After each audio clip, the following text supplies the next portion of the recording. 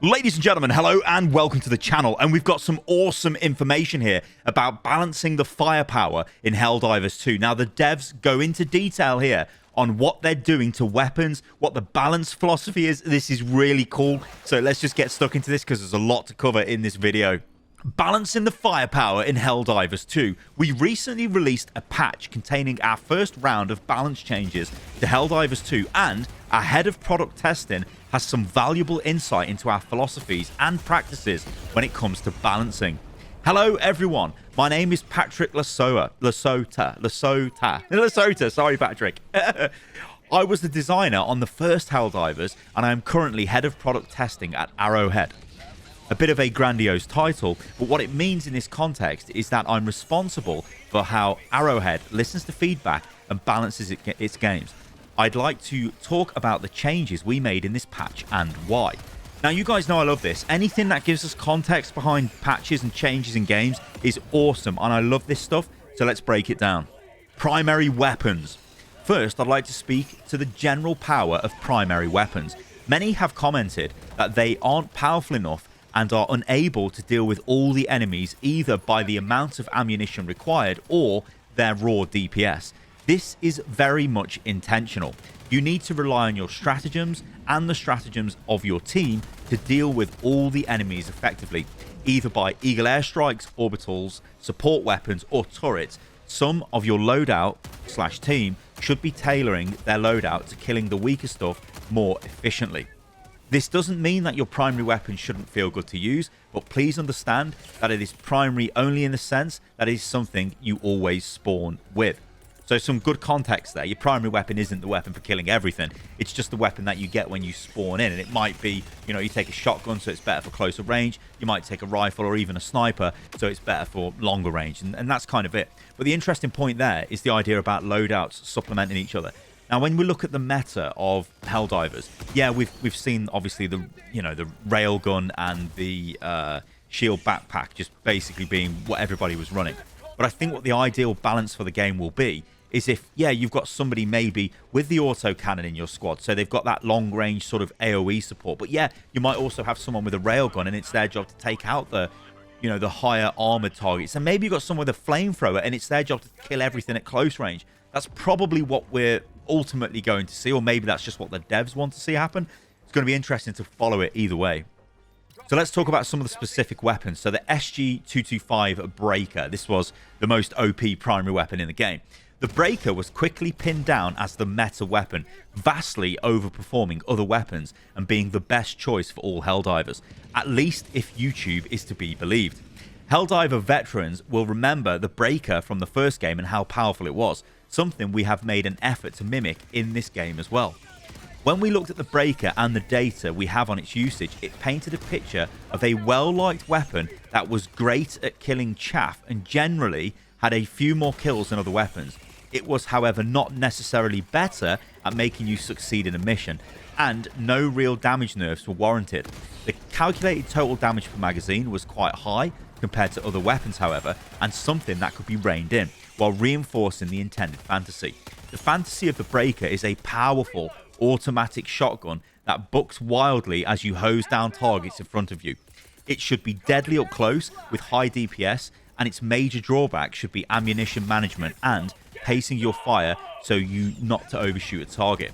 To that end, we have lowered the amount of shells in each magazine and increased the recoil. So interesting there, isn't it? Like, everybody thought this was the most ridiculously OP weapon going, even I did, but it seems like, yeah, it was a little bit better, but it was not crazy OP. And they've explained why they've nerfed it in the way that they have, which I think makes sense. Really cool. The Punisher is a powerful pump shotgun that should hit hard, but be limited by its slow reload and fire rate. Its rounds reload as you have to constantly top up and make ammunition efficiency fantastic. Fortunately, the Punisher had a bug with only half ammo being picked up each time you picked up ammunition, making its supposed great ammunition economy quite poor instead.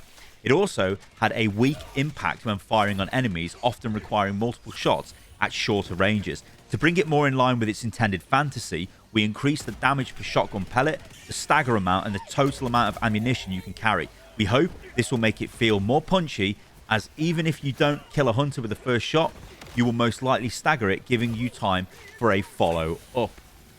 The SG225 SP Breaker Spray&Pray.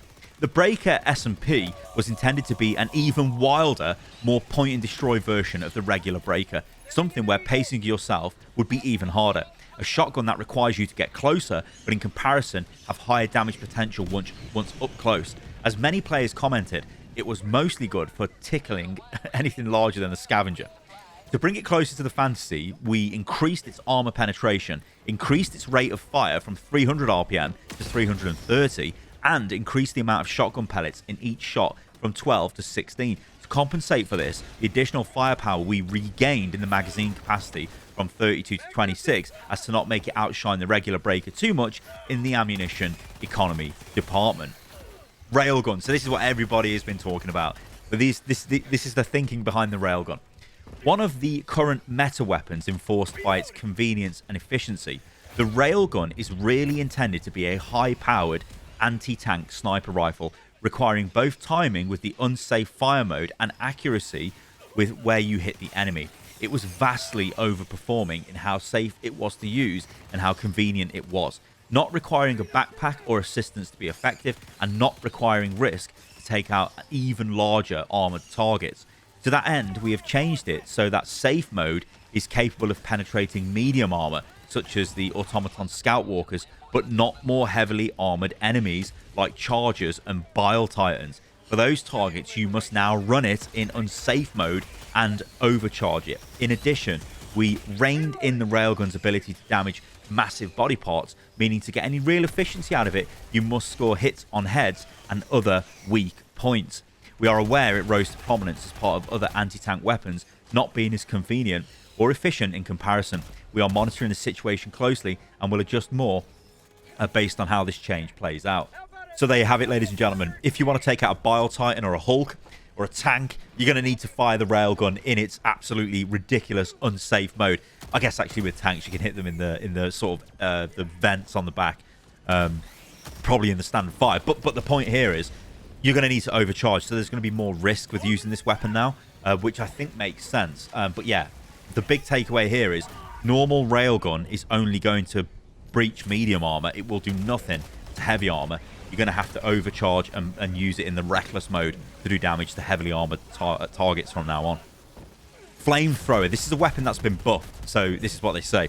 The Flamethrower is really the embodiment of stepping into the Queen's lair and torching all her eggs, as done by badass action heroine. Action heroine, or you should say. Obviously, it's Ripley from Aliens. Absolutely incredible. There's loads of Aliens reference as well in Helldivers.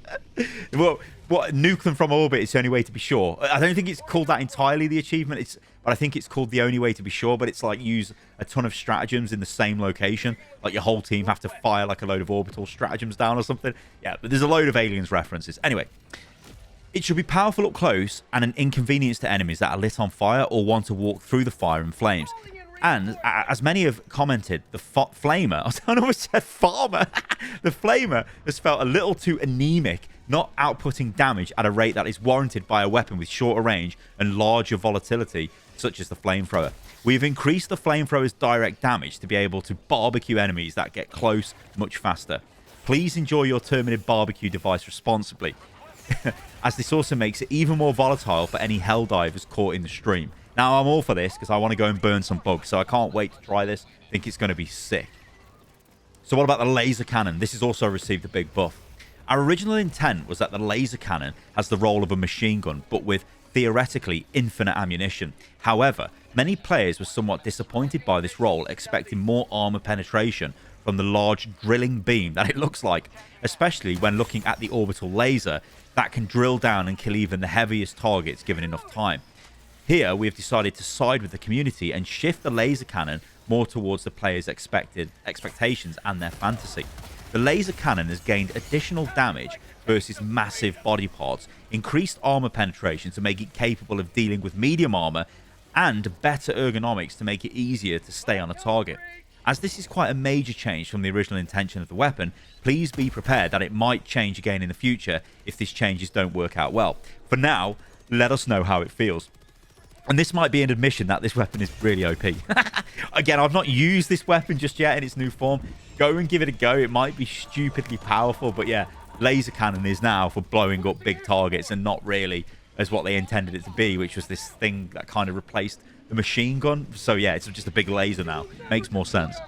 Shield backpack, the dreaded and most absolutely utterly boring shield backpack. So the shield backpack is safety at the expense of a backpack slot. Unfortunately, the safety offered up by the shield backpack was a bit too great, essentially allowing you to ignore many mechanics that contribute to the fun of Helldivers, such as knockbacks, shockwaves, and giant explosions obliterating you and your friends. To that end, we have increased the time the shield needs before it starts regenerating, if not broken, quite significantly. This essentially means that you can't hide behind a rock for 5 seconds to get your shield back to full. Instead, it will be dredging. What am I reading? It will be degrading health bar until it breaks. When the shield breaks, it will take longer to regenerate than before, but still significantly shorter than if it has not broken. To compensate for these extra times, the regen speed of the shield itself is near instant to max HP. This is only a partial solve in our minds for the shield backpack, but it should bring it out from the must-have meta slot it is filled currently. Interesting then that it's only a partial solve. Maybe they're going to go even harder on this if it still seems to be very strong. Of course, the thing with the shield backpack is it makes you immune to a lot of things that were just annoying as hell. Especially if you're playing against automatons, you know, you're getting hit from range by devastator rockets, by the gun turrets, by the tanks. And this is all, well, it will kill you sometimes, or it's just going to knock you all over the place. The shield stops that happening. Even with some of the Terminids as well, like it would stop them knocking you back and staggering you, so it made sense to take. But yeah, honestly, guys, I'm all for nerfing this because it's just not very fun. 120mm and 380mm barrages. The fantasy of these is an artillery storm denying entry to the area in which they are active and raining down powerful shells on the target for a long duration. They are primarily different from the Eagle stratagems in that while the Eagle strikes are fast to arrive and have pinpoint accuracy, sometimes, these have longer active times but are less accurate. They have, however, not delivered on the feel of being active much longer, or the saturated area denial effect. To bring them close to the fantasy, we've decreased their scatter area and given them an extra salvo.